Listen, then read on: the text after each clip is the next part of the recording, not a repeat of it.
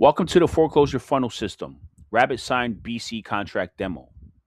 This demo will include how to get your agreement signed between you and the buyer and what provisions need to be fulfilled so you are giving them the best price possible. Typically, the deals that we offer are 30 to 40% below market value. Your BC contract price is based on the estimates you concluded from running the property through the deal analyzer tools using ChatGPT and your website offer calculator. With these numbers, you're able to see exactly how much profit you could potentially make. Let's say, for example, the seller owes $60,000, and our formula says that our BC contract price we can offer $100,000. Instantly, you can see that we can make up to $40,000 on this deal. Before you can officially send the agreement to the buyer, you must complete a full review of the numbers. You'll be required to verify the exact debt amount with the payoff statement.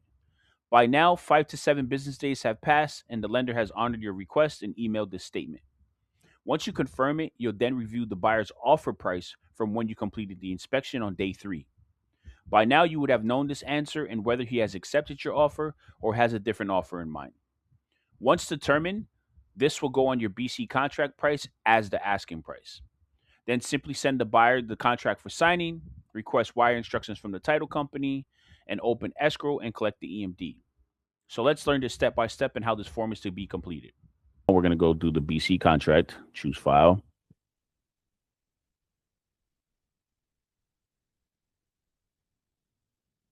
And this is going to be also purchase and sell agreement, sign and receive. And then seller's buyer's name here, buyer goes here. So buyer's name goes here, and then buyer's email address goes here. And then you'll hit next. So there's a few key differences between that purchase and sell agreement with the seller versus the purchase and sell agreement with the buyer, because this includes a section where it says earnest money deposit, how much they're going to put down and how many hours of execution from this agreement does the EMD shall be credited towards the purchase price at closing. We require a proof of funds, so buyers shall provide proof of funds sufficient to close within XY amount of hours of execution. So we usually give them like 3 to 4 hours or 24 hours of execution. Failure to provide proof of funds constitutes a material default. So we'll give them 24 hours. Then it runs into default. If buyer materially fails to close in accordance with this agreement without law excuse, seller may elect to terminate this agreement and retain the EMD as liquidated damages, such as applicable to law. In such events, buyer authorizes and revocably instructs escrow agent to release the EMD to seller as liquidated damages, and buyer acknowledges that this authorization constitutes advanced written escrow instructions. So this would be when we get to the point where it's like, hey, I'm also going to submit title instructions that, hey, if this buyer defaults on it, like after like 3 days, or they submit the EMD and then don't bring in final funding within XYZ amount of time, then automatically they default on that contract and you have to release that money to me and I just back out. Then our inspection period is the same thing as the 7 calendar days. You'll put in the title company. Buyer and seller basically have to acknowledge that you've chosen the title company already, just because you like to execute the double closing fund setup. Luigi wouldn't be like, hey, I'm choosing this company because I can double close here. Luigi would be like, I choose this title company because this is the people I work with. They're already familiar with me. It's a fast process. They already know what to expect from my paperwork. And they usually get it done within 24 hours. And then put that information there. And then you're going to move down to close of escrow, timing of the essence, extension of close of escrow if needed. That needs to be written in writing. Escrow and closing fees. So here on this one, because we are doing a double closing and buyers coming in to pay off everything and they need to like basically be in accordance, your paperwork has to be in accordance with your AB agreement and standards. So that's why everything has to match up. So if you're doing like 14 to 21 days close of escrow, your 14 to 21 days of close of escrow has to be reflected on the BC contract as well. So if we put buyer pays all escrow and closing fees, we have to check that here as well too. And scrolling down will just be like prorations, principal, no reliance, non-assignability. This is highly important on the BC contract because we don't want to deal with another JV person trying to come in and swoop in and take the opportunity. We want to deal with actual buyers. And 9 times out of 10, anybody that's in our in-house network, we've already pre-vetted. So a lot of the buyers we deal with already don't assign it. They coming in for a purchase after they inspect the property, and they usually submit EMD within 24 to 48 hours. So non-assignability, buyer may not assign this agreement without the prior written notice consent of seller. Seller shall convey marketing title at close of escrow free of monetary liens, encumbrances, except permitted encumbrances. Marketing prior to execution. Buyer should now advertise, market, assign, or otherwise offer the property of this agreement for sale prior to closing without seller's written consent. And then waivers of list pendants. Buyers agrees not to file list pendants, or as some people have known to be called, an affidavit, a memorandum, where like they just come in, they like file it without even telling the seller or informing anybody, and like they back out from the deal, and then in the future they wait for somebody else to buy the property and still get paid in the process without actually doing any hard work. So buyer agrees not to file list pendants or similar instrument against the property arising from this agreement, and then a tie agreement, and then severability of provision is determined on enforceable. Remaining provisions shall remain in full force and effect. And then we'll simply just fill in all that we need to fill in. So where it goes for buyer section, this is going to be your actual buyer. So we got your buyer's information. We will usually, let me switch back to me. You're going to fill in all the text again. So this would be like your buyer's name, which is like ABC, ABC Realtor LLC or something like that, right? And then you'll put in whatever their registered agent is, because we're only dealing with LLC registered buyers. So you put like whatever their registered agent address is, uh, 675 Bleecker, whatever, Bleecker Street, let's say whatever, 675 Bleecker Street, Harrisburg, whatever. I say it was Harrisburg, PA, right? And seller, now the seller is going to be you. So this is going to be you here.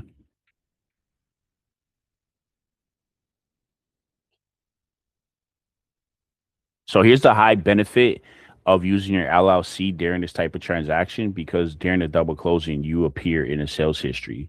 So this is great for building credibility in the future. When you're looking to borrow funds in the future from other companies, and they want to see a track record of deals that you've closed successfully. So it's important to always have an LLC when doing business. All right, cool. And then we'll put seller agrees to sell to the property. Then we'll just put the address here.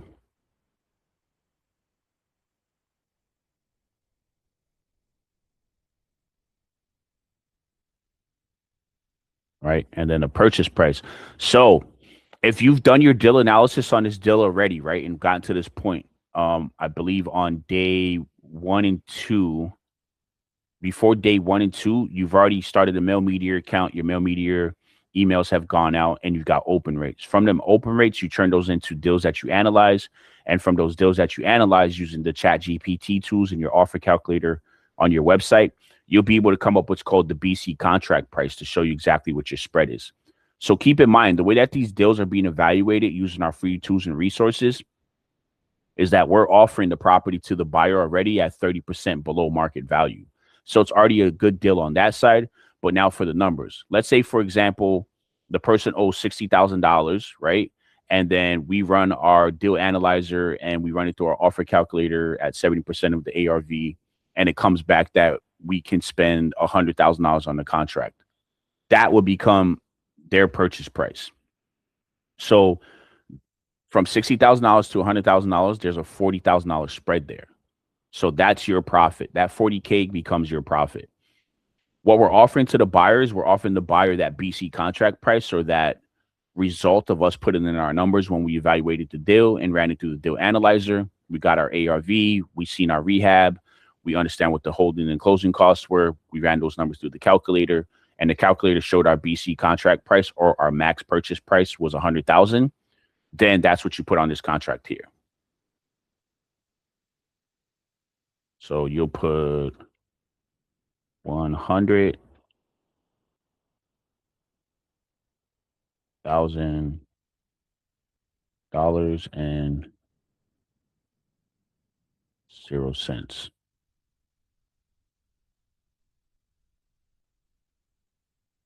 And then put the text here. So keep in mind, there's also a chance too that once you get that official payoff statement amount, that whatever you ran originally the first time you analyzed the deal to get to this point, is that it might fluctuate, right? So let's say, for example, you did the initial sit down with the seller and you requested their mortgage statement from them, and they sent you the mortgage statement, and the mortgage statement said they owed exactly $60,000. Then by day 7, when you finally get the official payoff statement from the lender confirming the exact amount, and let's say it rose to like $65,000 in like 7 days for whatever reason. Maybe it was additional fees. Maybe it was an old late fee that she didn't pay yet that kind of rendered 7 days later while you're doing the process with them. So once you get that official amount, keep in mind that if you have a 40K spread and it seems that they owe another $5,000, that's just going to come off your spread, just so you can keep it fair for the buyer. So you can keep that at a number that makes sense for them. That's a good purchase price. Another factor that would change the BC contract price is let's say the buyer goes out to the property and reviews the property, and your offer to them originally was like, yeah, I'm looking at $100,000 for this deal. Go check it out, right? Because once you start marketing your deal, you're going to need to put an asking price there. And usually when we analyze our deal, that's where the asking price comes from when we market it to the buyer. It's going to be for 100K. But let's say they go out to the property and like now they're double checking or verifying that, hey, the rehab estimate that we sent them with the CMA report says 45K, and they estimate, hey, I got to do like another 20K on top of this because I ran into a foundation problem, or the roof is leaking. I thought it wasn't leaking, or, I'd rather investor go and check out these things and then really qualify and then let us know exactly what needs to be done and then let them give us their estimate. Then that's usually when we have to come down in price. So if we are at $100,000 and he needs to like a $20,000 discount and comes down to 80, guess what? That's a $20,000 discount on your assignment fee. That's the only way to adjust from both sides. You have to adjust from your profit. So that's why it's adequate that we look at deals that make sense, that at least 25K or more in profit, up to 100K, allowing us to make those adjustments if needed. So now we're going to put in earnest money here, which is 5,000. Balance due 55. Earnest money deposit shall deposit it within 24 hours. Shall deposit it within. Okay, that's weird how it has two different sections here.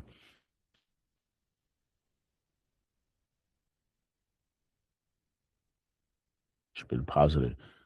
Oh, with the escrow agent should be deposited with title insured. Within 24 hours, EMD should be credited towards the purchase price. Buyer shall provide proof of funds sufficient to close within 24 hours.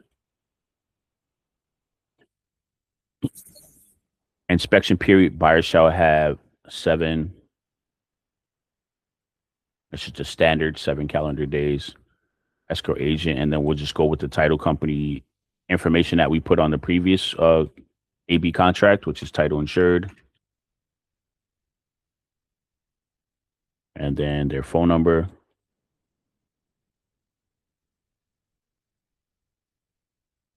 Scrolling down, close of escrow on or before, as stated in our other contract. Okay, scrolling down. Like we said, this is like a covering a debt, paying off the total amount to the lender, and we can't afford any discounts on that side. So we have to make sure the full amount gets paid. So buyer shall pay all escrow and closing fees.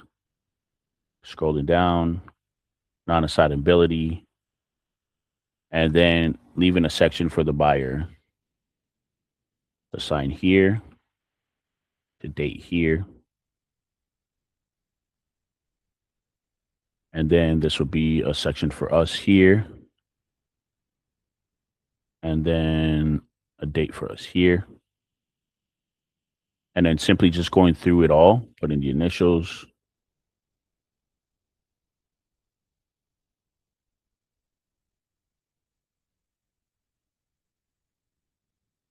All right, cool. This contract's a lot shorter than the AB contract, so it doesn't have that many pages. That's good. And here we'll just put buyers. Oh, well, I kind of did that backwards, but you basically get the concept. So yeah, where it says seller's initials will actually be me. So this was supposed to be me on this side. So buyer's initials goes here.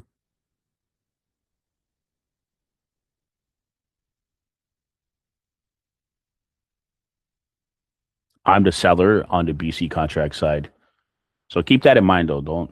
Don't forget that. So delete this. My initials here.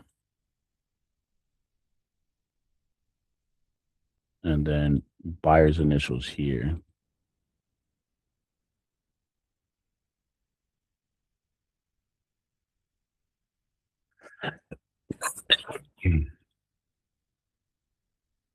All right, cool. So once all those are filled in accordingly, you're basically just leaving open the buyer's place for them to sign and date, and then for them to put their buyer initials on all the page and then send for signing. And then that's it.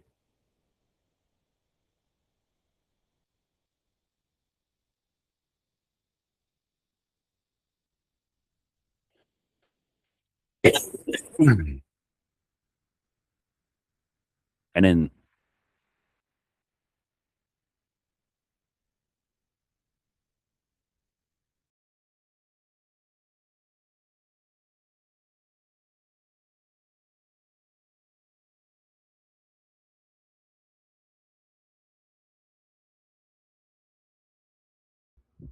thank you for taking the time to watch the Rabbitsign BC contract demo. If you have any questions or need help working with the buyer, you can reach out to me at 814 831 9853. See you in the next video.